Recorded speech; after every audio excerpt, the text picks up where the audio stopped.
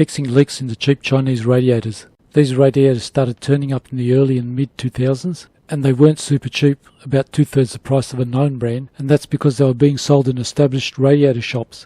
Basically there was no AliExpress, and eBay is just starting to get established around here. We bought and fitted these for customers. Even I bought one, but a year or two later they were all back with leaks, even mine. I never looked into why they were leaking, we just replaced them all with known brands. Fast forward to 2020, and if you have an old car or a low volume car, basically cars where it's hard finding parts, these cheap radiators become viable if you can get them to work. The construction is a core and an O-ring to seal the tank, and plastic tanks. And what it looks like is these O-rings are too soft and they flatten out with age and then weep. And the cure is as easy as re-crimping the tabs. Don't start in the centre and go crazy hard, because that point loading might crack the tank. I usually start from one end and go to the other, and squeeze it enough till it feels solid. If it balloons out a bit, just tap it down with a bit of wood. Don't go overboard with the hammering and crack a tank, but it's kind of easy as that. I split a tank a couple of years back. You can see the cracks, and even though I stopped the weeping with a bit of wire, lol, I only use this craziness short term to drive around and find another radiator. I had trouble finding parts, so I went with a cheap one.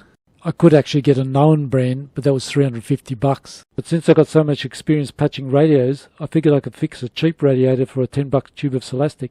Well, guess what? After a year it started weeping, lol. So it was time to look into what was causing it. The tank tabs didn't look like they were opening, i.e. soft aluminium, so I figured it just must be the O-ring. So I tightened the tabs, and if that didn't fix it, I'll just take the tank off and Celastic the tank shut. Well, a year later, and it's dry as a bone. I probably don't need the wire loops, but I put them in for the hell of it. I have been patching radiators for a couple decades because I have low production run cars, i.e. hard to find parts, or just being tight, lol. And here is some of the other stuff that I got away with. I have patched leaks with Celastic, be it marine Celastic or 3-bond. Marine Celastic cures tough, it's nearly like rubber. To test it, just put a big blob out like this, and then overnight it should be so tough that it's hard to squash. I have tried this test on other Celastics, and some will stay squishy for a month before hardening this tough. The red stuff I used on this radiator is 3-bond, a high-grade Japanese engine sealant, and this stuff also cures tough overnight. As a side note, 3-bond have petrol-proof flexible sealers, like this 1104. Basically silicon sealers turn to jelly when they touch petrol, but this is synthetic rubber and it doesn't. I always laugh when I see people using silicon on intake manifolds. I think all the major motorcycle brands use 3-bond because there is a coincidence with the name, like Yamaha Bond, Kawa Bond, Ducati Bond, Honda Bond. The thing about patching radiators with Celastic is, Celastic only really works under compression, and that means you need a bead on the inside. But when the radiator cools, the inside goes into vacuum. So you need a bit of Celastic over the crack on the outside, and that stops atmospheric pushing in and lifting the Celastic on the inside. The problem I had with this radiator is the end tubes used to weep. I took the bottom and top tanks off. It's not that hard, you just pry up each tab one by one, the minimum amount that gets the tanks off. Basically there's no point in overbending the tabs and having them fatigue crack off. That being said, I've had the tanks off this genuine Mazda radiator 2 maybe 3 times and there wasn't a problem. I just injected some Celastic down the tubes and left the big blob on top under the tanks. There are better ways to seal tubes, but I did it this way. Another one was this plastic plug fell out.